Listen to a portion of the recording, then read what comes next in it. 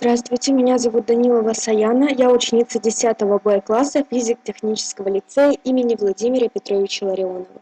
Позвольте представить вам проект на тему повышения читательского интереса к якутской литературе у школьников. Актуальность и проблемы.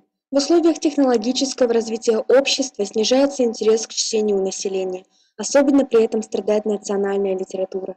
Так как процент носителей национального языка с каждым годом становится все меньше, эта проблема коснулась и якутской литературы. Сегодня в русскоязычных школах нет уроков якутской литературы, потому дети не имеют никакого представления о литературе родного края. Мы считаем это большим упущением. Данная актуальная проблема и привела нас к работе над представленным проектом.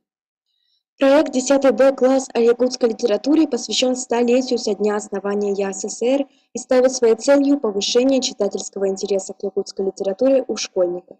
Помимо озвученной цели, этот проект поможет в воспитании патриотических чувств, привитию уважения к истории, культуре и традициям народа. Мы считаем, что наш проект поможет популяризировать якутскую литературу. Так как сейчас социальные сети очень популярны среди школьников, мы решили выбрать площадкой нашего проекта Instagram. По данному QR-коду можно ознакомиться с нашей работой. В начале учебного года мы подписали график размещения публикаций. Теперь, следуя этому графику, учащиеся нашего класса выкладывают статьи, проводят викторины, конкурсы и так далее. В рамках нашего проекта действует несколько рубрик. Во-первых, мы знакомимся с якутскими писателями, как классиками, так и нашими современниками. Например, 1 сентября у нас была встреча с поэтессой Елизаветой Мигалкиной. Во-вторых, в рамках рубрики «Читаем вместе» мы провели 2 лицейских мероприятия: конкурс чтецов ко Дню Республики и флешмоб, посвященный Дню Матери, а также весной у нас планируется и городской конкурс. В-третьих, мы составляем списки книг, рекомендуемых к чтению. Например, ко Дню Учителя был опубликован список любимых произведений наших учителей. В-четвертых, проводим различные викторины в сторис. Например, проверяем, узнаем ли мы писателей по фотографиям.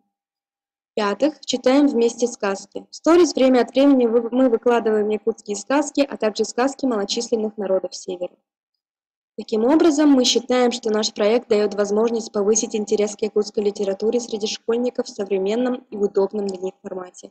Мы считаем, что человек обязан знать историю своего народа, его культуру и литературу.